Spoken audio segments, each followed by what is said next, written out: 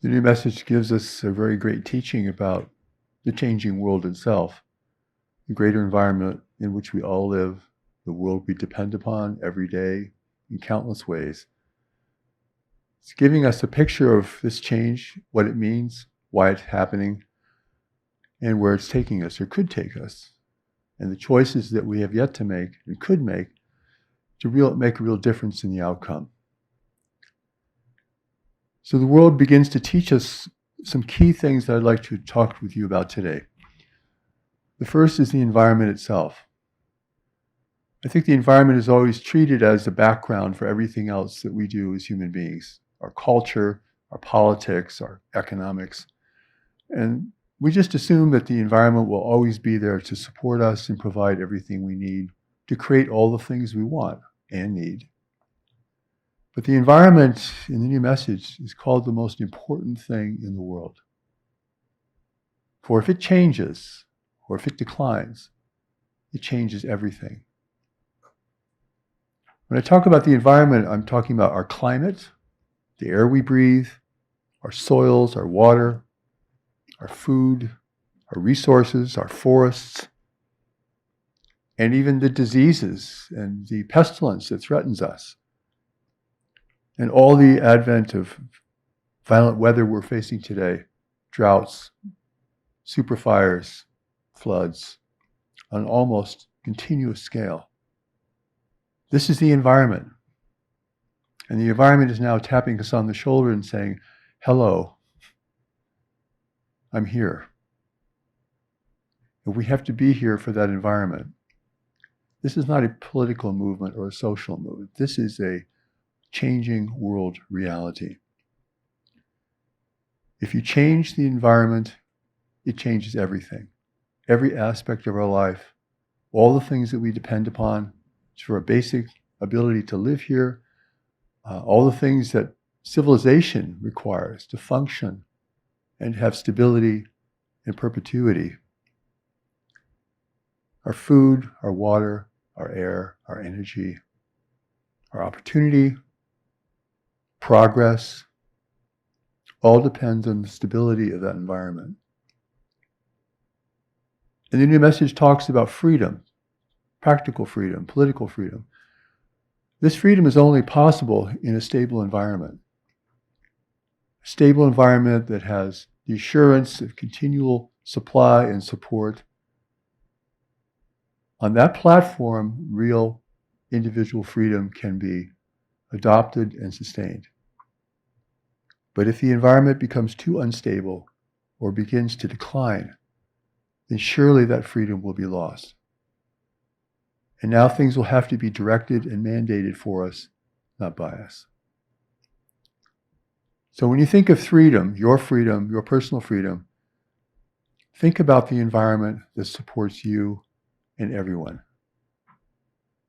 Political scenarios change, political leaders change, political drama changes, and all that can be very consuming, but it's really the environment that matters. And even war.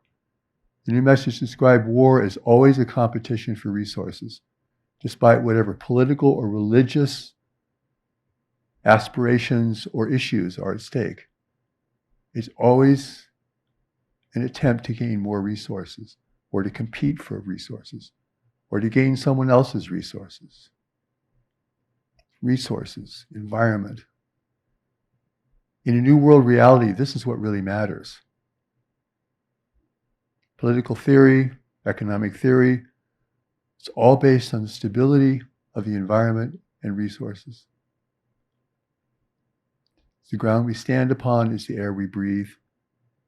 It's our ability to function in every moment of life. If this environment becomes too destabilized, we're now facing a specter of war, the likes of which we have rarely seen in modern times at all. What the New Message calls the wars of desperation, where nations are so depleted, they have to assault, attack, and displace the populations of nations around them that have the resources that they need. That's no longer trade, commerce, and agreement. It now becomes a desperate attempt at competition. We certainly want to avoid that. So humanity has changed the environment, the climate, which changes the environment.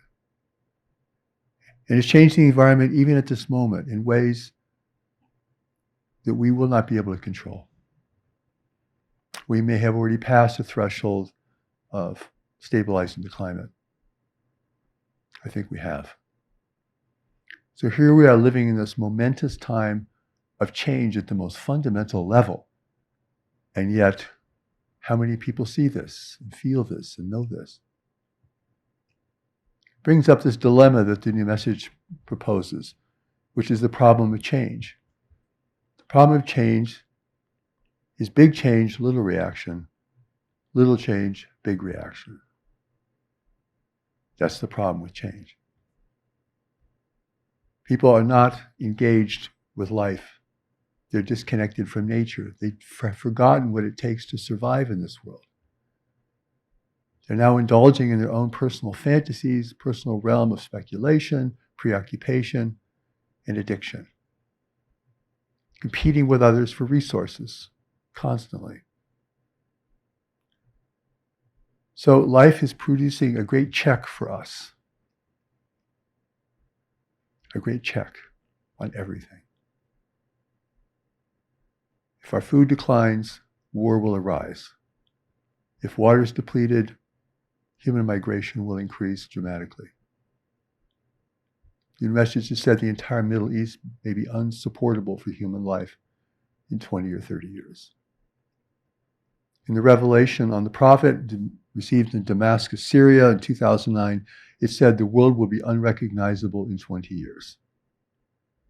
And here we are, the beginning of 2022, and things are getting ever more strange and discordant.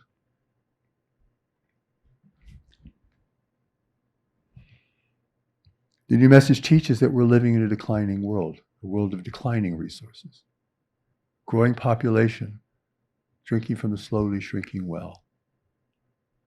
This is a pretty frightening picture when you think about it. And it can be earth-shaking for you when you really begin to experience this and feel it. It's not meant to defeat you, but it is meant to wake you up.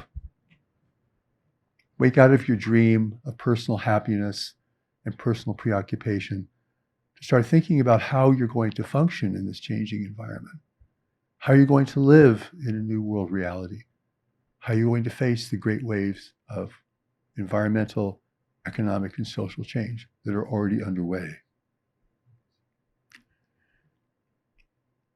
This is a real turning point for humanity. It's not like things are just going to go on. Things will get bumpier. We have a little pandemic we'll have to deal with. We'll get through that. We'll get back to normal. There is no getting back to normal. We're in the middle of a pandemic as a great wave of change, which it is, that alone will change the economies, the outlook, and the well-being, and even the lives of many, many people.